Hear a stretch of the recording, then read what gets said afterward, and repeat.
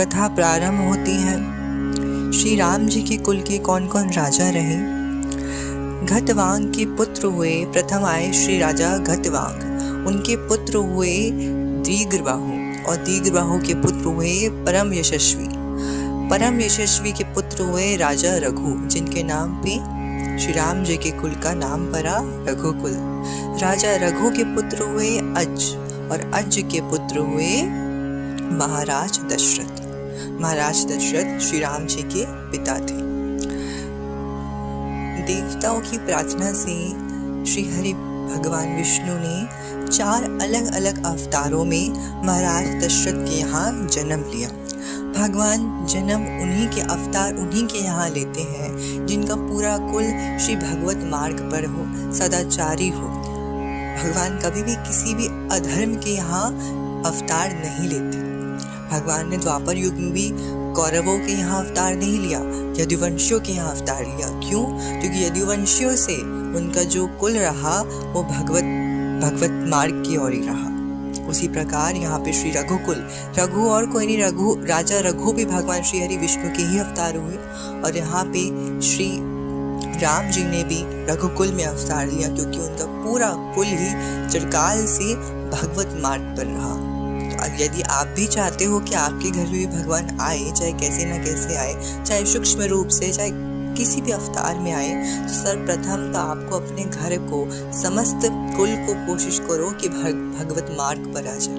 और समस्त कुल आए ना आए, लेकिन कम से कम शुरुआत तो आप अभी अपने से ही कर सकते हो ना। तो देवताओं की प्रार्थना से श्री हरि विष्णु ने 4 अलग अलग रूपों में राजा दशरथ के यहाँ अवतार लिया। उनका नाम है राम, लक्ष्मण, भरत और शत्रुघ्न। महाराज दशरथ ने पुत्र प्राप्ति के लिए यज्ञ किया। महाराज दशरथ ने शामकर्ण घोड़े को चतुरांगी सेना के साथ छुड़वाने का आदेश दिया। महाराज ने समस्त मानसवी, तपस्वी, विद्यमान ऋषि मुनियों तथा वेद विज्ञा प्रकांड पंडितों को बुलावा भेजा। वो चाहते थे कि सभी यज्ञ में शामिल हो, जिससे उनका ये यज्ञ सफल हो। यज्ञ में गुरु वशिष्ठ का भी आना हुआ। फिर विधि विधान से यज्ञ का शुभारंभ किया गया।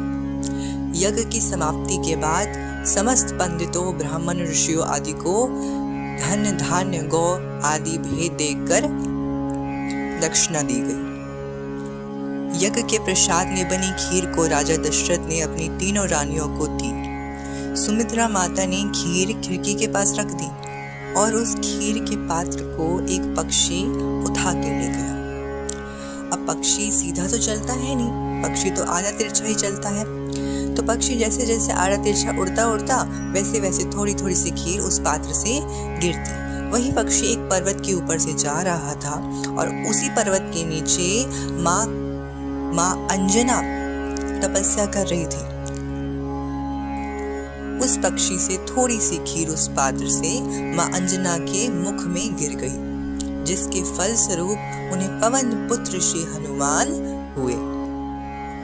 प्रसाद ग्रहण करने के परिणाम स्वरूप 3 रानियां गर्भवती हो गई। चैत्र मास की शुक्ल पक्ष की नवमी आते ही माँ कौशल्या को पीड़ा आरंभ हो गई और चैत्र मास में शुक्ल पक्ष में अभिजीत मुहूर्त में दोपहर के ठीक 12 बजे नवमी के दिवस माता कौशल्या के महल में एक ऊर्जा कुंज प्रकट हुआ। और ये सारा दृश्य महादेव और पार्वती मैया कैलाश पर्वत से देख रहे हैं। तो माता गौरा कैलाश से देख बोली, अरे स्वामी ये कैसा कुंज है? महादेव बोले, अरे देवी ध्यान से देखो। महादेव बोले कि देवी ध्यान से देखो, श्री राम प्रकट भये हैं। माँ कौशल्या के महल में जो कुंज है, श्री हरि पालनहार प्रकट भयो है। और माता कौशल्या ने जब श्री राम को देखा तो कहने लगी कि प्रभु, मैंने आपको अपना बालक रूप में मांगा था। मैंने कहा था कि आप मेरे बच्चे बन के आओ, लेकिन आप तो मेरे बाप बन के आ गए। भगवान कहे कि ऐसे क्यों बोला माने? क्योंकि भगवान किस रूप में प्रकट भये? लोचन अभिरामा तनु घनश्यामा लोचन अभिरामा तनुगज श्यामा निज आयुध भुजचारी चतुर्भुज भूषण बनमाला नयन विशाला शोभा सिंधु खरारी। मतलब कि जब भगवान प्रकट भये तो चार भुज रूप चतुर्भुज रूप में प्रकट भये और पूरे बड़े बड़े नयन बड़े से भगवान प्रकट होते हैं। पीताम्बरी धारण किए हुए, वेशभूषा सारे आभूषण धारण कर रखे हैं, हाथ में शंख चक्र गदा सब है। तो माता कौशल्या ने कहा कि प्रभु जब बालक होता है तो वो छोटा सा होता है और आप तो मेरे बाप बन के आ गए हो। मतलब मैं तो चाहती थी कि मैं आपको गोद में खिलाऊं, अब इतने बड़े आ गई, मैं आपको अपनी गोद में कैसे खिलाऊं भाई। तो भगवान ने कहा ठीक है मैया, आपके लिए हम छोटा भी रूप धारण कर लेंगे। भगवान ने अपने 2 हाथ गायब कर दिए, सारे शस्त्र गायब कर दिए, छोटे से भगवान बन गए। अब भगवान बोले कि मैया अब जल्दी जल्दी पट खोलो, अरे मेरे भक्त थारे हैं कि लाला का जन्म भयो तो हम दर्शन करें। अब मैया कहे कि नहीं, अभी भी नहीं कराऊं दर्शन, अभी भी नहीं खोलूं पट। काहे? अरे मैया बोले कि अरे जब बालक होता है तो कोई वस्त्र पहन के होता है क्या, बताओ? बालक तो निर्वस्त्र होता है और आप तो देखो पूरा इतने सुंदर सुंदर श्रृंगार, इतने सुंदर सुंदर मुकुट इत्यादि पहन के आए हो। अच्छा मैया अब ये भी करना पड़ेगा। तो माँ कौशल्या कही कि हाँ करना पड़ेगा, जब तक मैंने आपको भगवान के रूप में पूजा था तब तक मैंने आपसे कुछ नहीं मांगा। अब जब मेरे बालक बन के आए हो तो मुझे मातृत्व का सुख भी लेने दो। अब आपको निर्वस्त्र होना पड़ेगा। तो भगवान निर्वस्त्र होते हैं। अब कह रहे अरे मैया अब तो पट खोल, दासियों को बुला, बता कि लाला भयो है। माँ कौशल्या बोली कि अभी भी ना बुलाऊं? काहे मैया, काहे ना बुलाए? मैया बोले कि जब लाला भयो है, जब लाला होता है तो काऊ को बताना ना पड़े।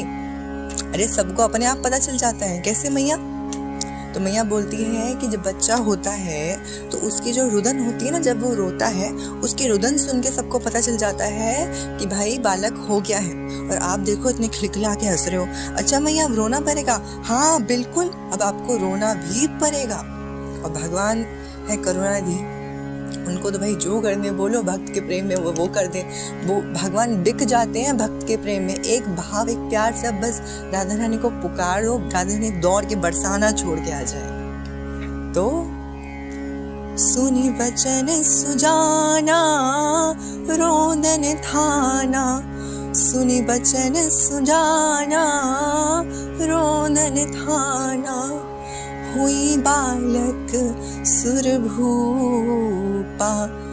यही चरित जगावै हरिपद पावै, यह चरित जगावै हरिपद पावै, ते पाभरी भवकूपा,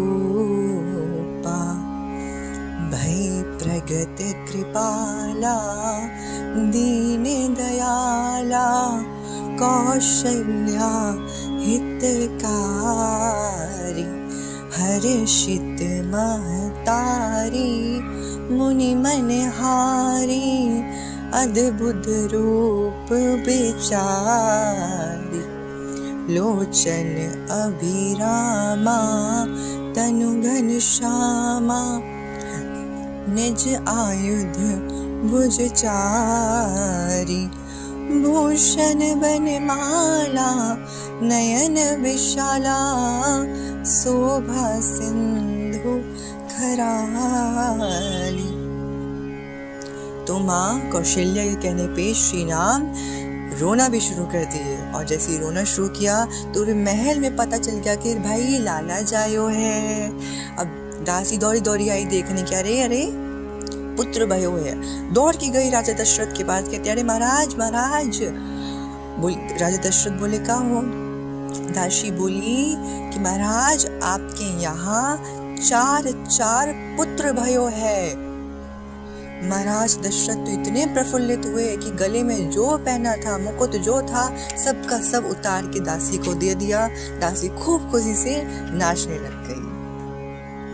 अब पूरे महल में 4 पुत्र के लिए बधाई गीत बजने लग गई। श्री राम सबसे बड़े हैं, उनके लिए गोपियां दूर दूर से आई गीत गाने के लिए। और कौन कौन आया गीत गाने के लिए? स्वयं लक्ष्मी, सरस्वती, शक्ति पार्वती एक दासी का रूप धर के, गीत गाने वाले का रूप धर के आती है, शिव जी रूप धर के आते हैं और भगवान के मंगल बधाई उत्सव में शामिल होते हैं। आइए हम सब भी होते हैं।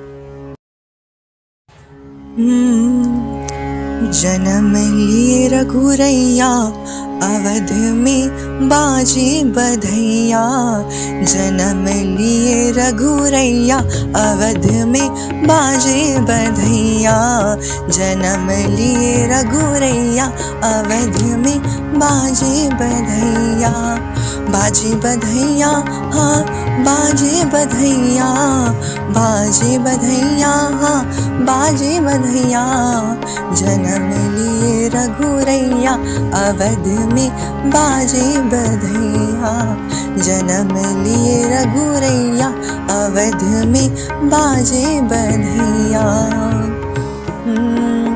राजा लुटावे अनधन सुनवा, राजा लुटावे अनधन सुनवा, रानी लुटावे धीनु गैया अवध में बाजे बधैया, रानी लुटावे धीनु गैया अवध में बाजे बधैया, जन्म लिए रघुरैया अवध में बाजे बधैया, जन्म लिए रघुरैया अवध में बाजे बधैया। राम को देख कर श्री जनक नंदिनी, राम को देख कर श्री जनक नंदिनी, बाग में जा खरी की खरी रह गई, राम को देख कर श्री जनक नंदिनी, राम को देख कर श्री जनक नंदिनी, बाग में जा खरी की खरी रह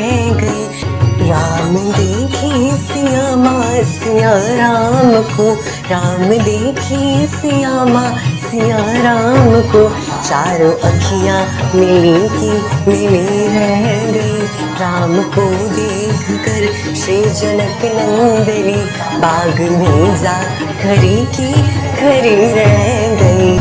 ओ राम लक्ष्मण जानकी जय बोलो हनुमान।